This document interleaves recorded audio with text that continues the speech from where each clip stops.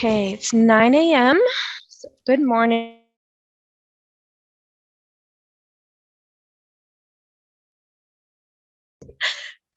Okay, can you hear me now? Oh, perfect. So good morning, everybody. It's 9 a.m. So I think we're going to go ahead and get started. I'll try to keep admitting people as they join. A couple of quick housekeeping things before we begin. If you could just remember to keep yourself muted, just so we can reduce any background noise. And if you have any questions, go ahead and leave them in the chat, and we will be answering them at the end of the webinar. So with that, let's review the agenda. So first, we're going to start off with a couple of announcements, and then we will move on to NSLP, USDA Foods, and SFSP. So the first update that we have is that PEBT is now complete. The final day to upload any corrections for PEBT was February 18th. Cards will be mailed out on February 25th, and they are expected to arrive within about 2 weeks. Our call center number is going to be ending on February 28th.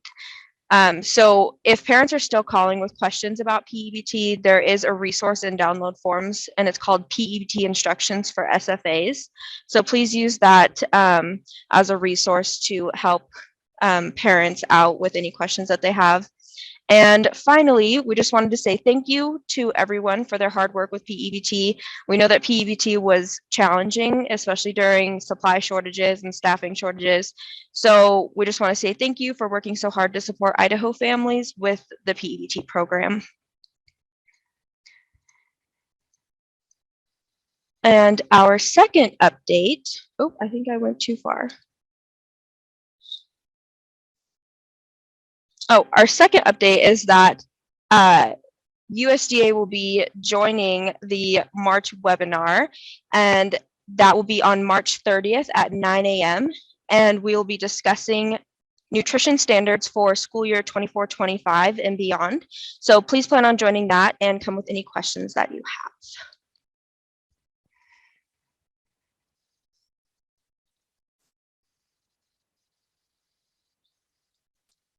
Oh. And I'm not sure if Linda or is Jen Butler on.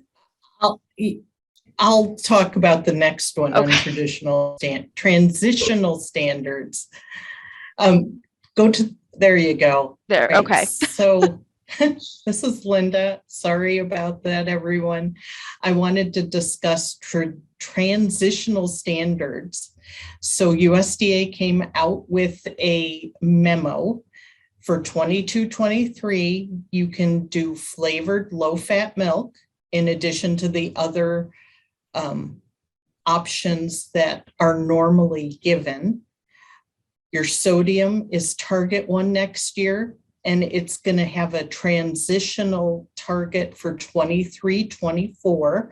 So it will lower about 10%. And next year, at least 80% of the whole grains of the grain served must be whole grain rich. So obviously the standards are evolving.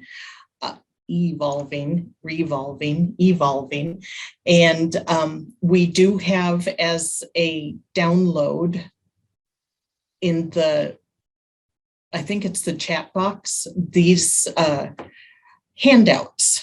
So next slide tells us that we are in the listening session. So the number one, transitional standards, I don't know why I'm having such trouble with that today, has been out there since January or February 2022, and they go into effect July 1.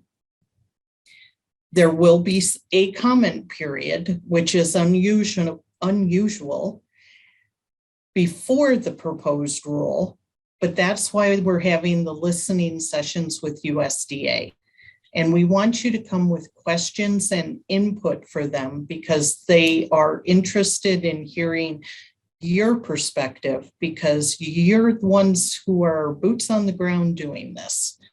There will be a proposed rule for 24-25 school year coming in the fall. And then there will be the traditional comment period. And then a final rule will be published. So again, come with your questions and input to the March 30th town hall meeting.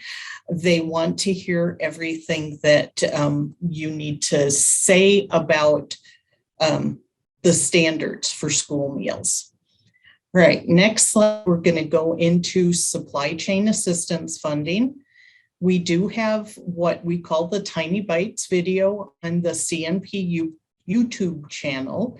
It talks all about the supply chain assistance funds. Sean sent out a Google attestation form last night.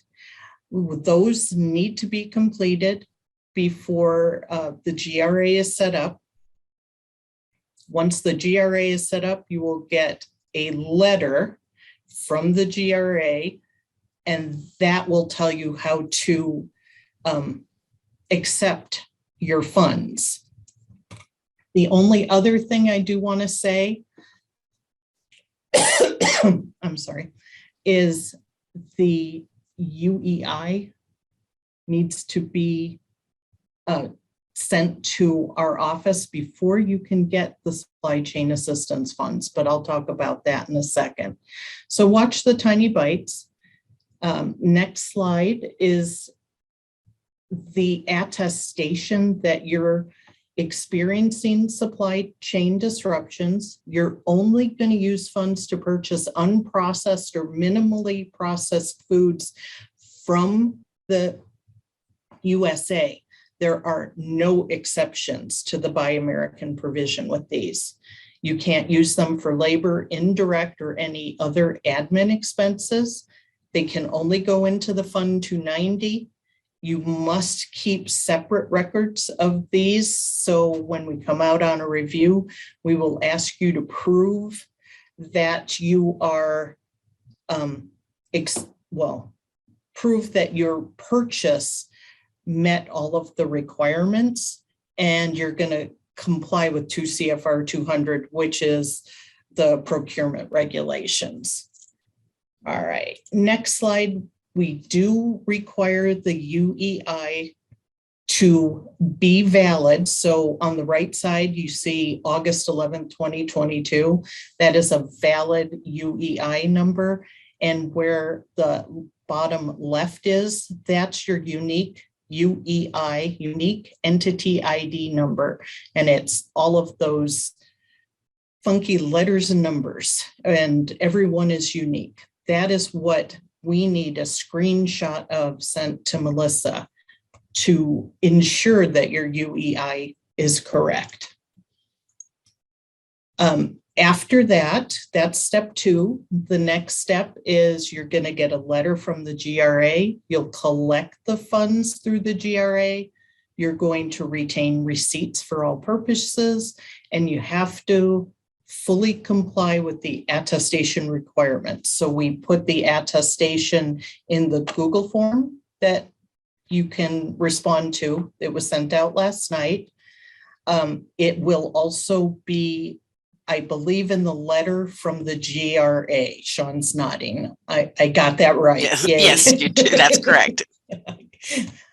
And there's $5.2 some million, and it was allocated based on attendance. So everybody gets something. $5,000 was the minimum, and it goes up to, I believe, $1 million for some of the larger school districts. So watch for that. And with that, we will go to NSLP training. And Jen, do you want to talk about it, or do you want me to talk about training? Well, I am happy to just share that we have some dates showing on this slide, and you can go ahead and go into the training portal and register for these. We are limiting it to 2 people to attend these in-person trainings. Okay, thank you, Jen. And now we're going to leave it over to Kat to talk about USDA foods. Hello, everyone. I just want to reinforce, please watch Linda's Tiny Bite video on that supply chain. It's got a lot of good information in there, especially about the Buy American provision. All right, I know you guys are used to TJ usually talking to you, but today it's me and I have Brian also on standby in case I have questions. So please know the WebSCM catalog is open. It opened on Friday the 18th. You'll want to view all the WebSCM ordering videos. We made Tiny Bites. They are on the CNP YouTube channel and they are under USDA Foods. If you do them sequentially, you'll start with what the worksheet is, and then you'll have direct delivery for the process, and you'll have the favorite chicken processing video. They're really informative. They give you a lot of good information and they help you with the ordering worksheet. Now, here is the bad news. Nobody yell at me.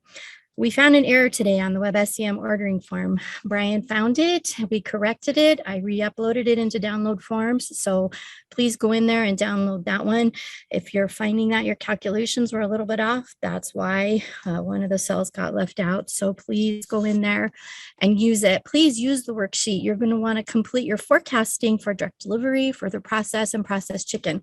I know it seems like a lot of work, but it's really helpful if you can look at it, see it, put your orders in there, put them in the little blue boxes, order how many chicken pounds you need, what you want for the process. It really works it out for you. And then you can just go into WebSCM and hopefully just go in and order your items and it'll be quick and easy. One thing we are asking is if you find that you did make an error, please contact us and let us know. Brian and I are able to go in there and we can put things to the correct place. We can decline some of the items if you didn't mean to order those. The other thing is to please remember to send your stuff to the right location. Your frozen food goes to Americold, your chilled and your dry food goes to Northwest. So please be sure you're looking for that. Again, Brian and I can fix that very easily. Once you've placed your order, you can't go in and make any changes. That's something that Brian and I have to do. So the first thing you'll do too is go into WebSCM and program year 2023, run your entitlement bonus summary report. That's going to tell you how much entitlement you have. Remember, there's going to be an area, if you ordered seasonal items, it's going to show you a beginning balance for entitlement. It's going to take away that seasonal amount, and then you're going to be left with an ending balance, and that's the one you want to use. So make sure you run your program year 2023 to get that information. Okay, so on to the next slide, please. So we do have the exchange bonus tab, and those products are entitlement free. You're going to use your $3.98 per case delivery fee, which will still be applicable. And please remember that 60-day dwell time. You need to get your stuff out of there in 60 days. So still some available items we have. Garbanzo beans, Kat's favorite. They've been in there for a while, so please get your garbanzo beans. And then we have chicken strips, and you'll see the WebSCM code on there. And then for the 22-23 ordering period, you're going to find 22 direct delivery products from various categories. I believe that's the CCC that we have. And again, make sure you're sending them to the correct destination. Next slide, please.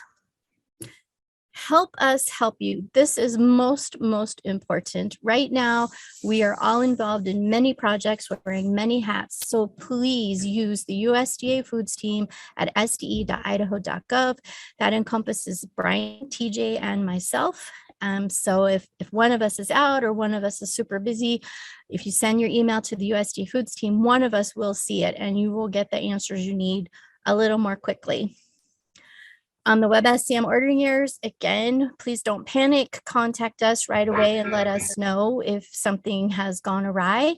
And there are many resources you can use. You can watch those videos. You can look at the ordering worksheet. That's very helpful. Again, I know it might seem like a lot of work, but honestly, it's going to make it much easier for you when you go into WebSCM. And the last thing I have to say, so we still have some end of school year 21-22 inventory management. Please use all your available raw bulk material pounds. Those will be swept in June, and that's it. They'll be put out on the exchange and they're gone. And then again, release your direct delivery products within 60 days. Northwest and Americold, they are holding facilities. They are not meant to store your stuff for the whole year. So pay attention to that 60-day dwell time. We are working on a video, a little tiny bite for the inventory release software system. I'm probably going to record that today or tomorrow, so we'll get that one posted, and it'll be helpful for you to know how to go ahead and release your food once it's in Iris. And then we have delivery date changes on WebSCM. So green beans, 100,307 from March 15th are moving to April 15th of 2022. And then the frozen diced chicken, the WebSCM number 100-101 is going from January 15th to March 15th, 2022. So again, the most important thing to take away from this today, use our USDA Foods team email address, and then one of us will be able to get back to you. Thank you for listening. I'm not sure who's next. That would be me. Thanks, Kat. Good morning, everyone. This is Mary Ann from the Summer Food Service team. I just have a couple of reminders for all of our SFS sponsors. And this particular slide also goes for our SSO sponsors. So as of today, we want to just let everyone know that USDA has not released any flexibilities or waivers for summer 2022 operations. So what that means is that any non-congregate feeding, parent pickup, multiple meal service in one distribution, and area eligibility are not allowable for summer 2022 operations. So please just make sure to remember that your current waivers right now that you're operating during the school year, that will end on the last day of your school operation. So the only one waiver that is extended through June 30th, 2022, if you go to the next slide, Cambria, please, is your higher reimbursement for SSO operation. So the higher SFSP rate that you're currently receiving for SSO operation ends on June 30th, 2022. So this means that when you transition from your school year operation to your summer operation mid-June, you will still be receiving the higher SFSP rate if you continue SSO operation. However, beginning July 1st, your SSO reimbursement rate will revert back to your traditional NSLP rate for SSO operation. And also, just please note, we've been getting some questions regarding, should I stay with SSO operation when my school year ends? Should I transition back to SFSP? We do want to note that, definitely just to contact the state agency, as you may qualify to operate SSO during the summer months. However, once we provide the go-ahead for sponsors to be approved to operate SSO in the summer, you will not be able to switch to a different program midsummer month or midsummer. So you want to make sure that once you have identified and been approved to operate one program during the summer months, that is the program you will be operating for the duration of your summer operation. And I did provide a handout on the chat box. It should be on the very top of your chat box, and it's essentially a reimbursement comparison information. And if you would like, I'm going to take the screen from Cambria and share my screen so I can quickly show you all this information sheet. So let me just get my screen sharing here, and hopefully everyone can see. Perfect. I see Kat nodding her head. So this handout, we, as you guys probably recall, something similar that we did in school year 2020-2021, we wanted to just provide a visual comparison of reimbursement rates for our sponsors, especially when you transition from June to July, because again, as I mentioned earlier, the higher SFSP reimbursement rate for SSO operation ends on June 30th. And so this is just again, a quick visual of what you will be receiving if you were to operate the summer food service program the entire summer, June, July, August. And so this gives you just a calculation of the reimbursement rate versus 1,000 students. And so that can provide you with a total of, around $4,500. If you were to go to the lower part of the attachment, we also broke this down for SSO, NSLP, and SBP. So as you can see, under the June column, there's definitely that same reimbursement under SSO, because again, you're receiving that higher reimbursement until June 30th. But then under July and August, your reimbursement rate does decrease. And so your total reimbursement will go down. And so that's always something that we want to highlight for our sponsors, especially with, the supply shortages and staff shortages that our sponsors are experiencing. We know that funding, under the pandemic is very important. And so we want to make sure that we're highlighting that so that you're able to make a well-informed decision on whether you would like to return back to SFSP operation for the summer months, or if you would like to apply and stay under the SSO operation for your summer operation. And so please make sure to review this document. Again, it's available on the chat box. If you have any questions, please reach out to the state agency and we can do a little bit more detailed comparison for you as far as the reimbursement rates, so that, if you have further questions in regard to that. And then just to also note, we are working through other processes with the SSO team. And so more information will come out hopefully here in a couple of weeks. And so definitely stay tuned for any broadcast emails and for future webinars so that we can share those information with you all. So with that, I'm going to stop sharing my screen here. I'm going to return it back to Cambria. With that, that is all I have for our SFSP reminders.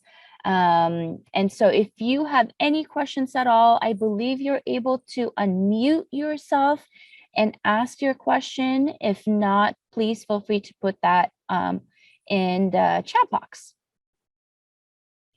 So I know that I saw a couple of questions already, so I can point that out to folks. We have a question. Can you tell us what GRA stands for? And GRA stands for Grant Reimbursement Application.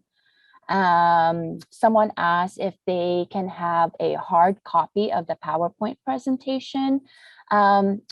I'm gonna ask the NSLP team if we've been saving these PowerPoints somewhere. If not, definitely please refer to the YouTube channel as we're saving these monthly webinars. And if you are interested in the PowerPoint presentation, if it's not posted anywhere else, we can certainly send that over to you as a hard copy. I see Linda kind of shaking her head. So it doesn't look like it's been posted, at least the PowerPoint. It doesn't look like the PowerPoint has been posted anywhere. Yeah, the PowerPoint is generally the YouTube. We haven't, I don't think, as a matter of course, sent that out to anybody recently. So if you can, wait for the YouTube channel and we can, you can view it at any time, any place. Awesome. Thanks, Linda. It looks like we have a question. When will the CCC bonus items be available on the exchange? And it looks like the answer is the beginning of the school year. Marianne, I just want to add to that. I think I was meant to say this. Brian, are you on? I'm here, Kat. Yes. Okay, great. So please help me with this answer. I believe we're telling you that the CCC items will not be in the actual catalog for you to order, because we're hoping that you'll take those bonus items, which will enable you to be able to use your entitlement, maybe stretch it a little further. Is that correct, Brian? That's correct. Yeah. So our intent was to be able to take advantage of those CCC funds and be able to bring in a lot of the different bonus products that we typically would be bringing in. So the difference being you don't get to request them via WebSCM. you'll just be able to then stretch those dollars even further towards other products, and instead would be able to select those products through the exchange. And like Kat mentioned, they're going to be available sometime around probably July at the beginning of the school year. Perfect. Thanks so much, Brian. Oh, you're welcome. Awesome. Thanks, team.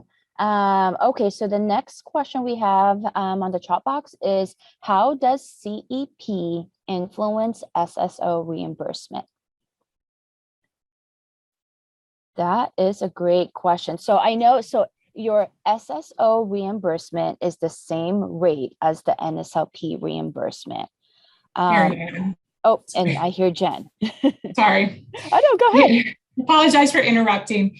I think that's an excellent question, but I do want to point out that what we'd like to do is communicate a little better about SSO without all of these waivers that we've been operating under the past 2 years. So SSO is a community feeding program. And depending on what type of SSO, which I think the type that anybody would operate, would allow for all children to eat for free. So CEP is kind of irrelevant with the community feeding of SSO. However, if you are operating an academic summer school, SSO is not an option for those students. NSLP would be what would need to be operated during an academic summer school, and CEP does impact that in the summer. So I think specific examples, we can work with each district because it will be unique situations, but we are trying to, we need to get better guidance out there with how to operate SSO without the waiver flexibilities that have been granted the past 2 years.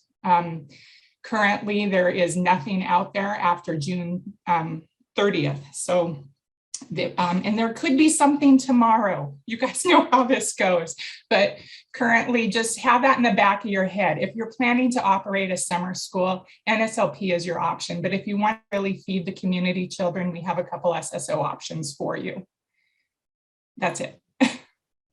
Awesome. Thanks, Jen. And we do want to highlight that, as Jen mentioned, with the summer school session, NSLP is an option, but as you all know, that you do have to collect the household applications to operate that program. And so, which has been different with the past, couple of school years, because majority of the schools have not collected the applications. And so just please make note of that. And as Jen said, just reach out to the state agency and we can definitely work with you all. So it looks like there's a question about PEBT. If I received PEBT letters sent back with a wrong address after the deadline date, what do I do about those? Linda or Cambria, did you guys want to take that question? Yeah, I can take that one. You can just shred the letter. We ask that you shred it since there is student information in the letter. But since the deadline has passed, the parent is no longer able to update their address. So please just go ahead and destroy them. And I will add to that, our IT that had the application or developed the application for us does not support us after February 28th. So we're not being mean by not allowing this. We just don't have the IT infrastructure after February 28th to continue to take address changes. So that's why we had the deadline of February 18th. Thanks, Linda. Thanks, Cambria. So it looks like someone also pointed out that they would like a copy of the PowerPoint as well. Definitely, we understand that YouTube videos can take a long time to watch through. If that is something, since it is not, the PowerPoint presentations are not posted anywhere, if this is something that you would like a copy of, I would definitely just reach out to us and we will provide you a hard copy of that. The next question is, do you know if there has been any discussion about the possibility of free meals for all next year? Unfortunately, we have not. We have not received guidance for summer operations, so we definitely have not received any guidance for next year. But definitely, as soon as we hear something, we'll be sure to share that with everyone. There's a question about bonus items. When will we know what bonus items will be? Kat or Brian? Kat, if you don't mind, I can jump in here and try to answer that question. I was going to say, Brian, could you jump in there and answer that question? Absolutely. So thank you for that question, folks. We had an email actually sent out on January 24th, and it was sent via broadcast email. And the title of that email was Some Much Needed Good News. And this is when shortly after we found out that Idaho would be a recipient of some of those CCC funds. And we made commitments to certain products. And so that list of the products that we made commitments to were all products typically that are used in large quantities here in the state. So that entire list of the products that we committed to can be found in that email on January 24th, titled Some Much Needed Good News. But just to give you a quick recap of that email that was sent via broadcast email, some of those products include, let's see, sliced cheese, turkey roast, diced ham, sliced ham, canned apple slices, orange juice in a single carton, tomato paste, tomato sauce, both of those are canned, canned spaghetti sauce, canned black beans, canned refried beans, canned vegetarian beans, canned pinto beans, canned kidney beans, vegetable oil, orange juice, single frozen cup, pulled pork, blueberries, frozen, sliced turkey breast, the whole grain blend penne pasta, and it looks like the round frozen egg patties. So again, I'd encourage you to take a look at that email again from January 24th, giving a full breakdown of those products and the expected delivery dates. Thank you so much, Brian, for doing that. I knew there was an email out there. I just wasn't sure of the list. you're One welcome. thing I will say is if you have sent your items to the wrong place as far as direct delivery, that's something that Brian and I can go in and fix. However, if you have sent your items for further processing to the wrong processor, that's a little more detailed. We don't know what your intention is for the item that you have sent. So what's going to happen with that is if we see you've sent it to the wrong processor, we're going to email you. We're going to delete your item. We're going to decline it. And we're going to let you know so that you can go back in and order the correct item to be sent to the right processor. So again, for direct delivery, not a problem. Brian and I can fix those quite easily. For the process, that takes a little bit more, and you will hear from us on those. Awesome. Thanks, Kat. Thanks, Brian. And it looks like our last question in the chat box is what happens to the PEBT card if the address is wrong? Cambria or Linda? I can take that one. If the address is wrong and the card is not able to be delivered, the card is just sent back to, excuse me, the card is just sent back to FIS, which is the card manufacturer. If the card was delivered to the wrong address, we hope that the family who did receive it would either send it back or destroy it. But usually if the letter, since the letter was sent out before the card, if the letter was not able to be delivered, the card was not delivered to the house. Awesome. Thanks, Cambria. One question, when will the DoD survey come out? That survey is going to be released on March the 4th. So make sure you're saving some of your entitlement if you want to allocate to the DoD Fresh program. Again, that'll be on March 4th. Awesome. Thanks, Kat. And it looks like that was the last question. So I will hand it back to Cambria to close out the webinar. And if you guys have any other questions, definitely just put that in the chat box or reach out to the state agency. I'll just give a couple minutes, just see if there's any last minute questions. But if not, please reach out to any of us with any questions that you have.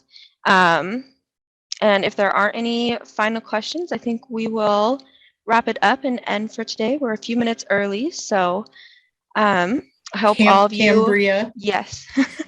there is one question, and it was directed to me, but it's a very good question, and I'm going to put it out there. It Okay. says qualifying for CEP in 22-23. I've heard there's a possibility of a reduction in CEP percentages from 41%. Any truth in this? So that is legislation that was proposed in the Build Back Better Act, and it has not passed. So it's out there, but it does require legislation to change any percentages. So there's a possibility of anything happening if the legislators decide to do something, but until it's passed and signed, it's rumor. It's just a rumor. Thank you. It looks like there is a round of congratulations going out to you, Linda, for your new job. Oh, and it looks like we have one more question. It looks like it's an SFSP question, Marianne. Oh, chat's go real quick.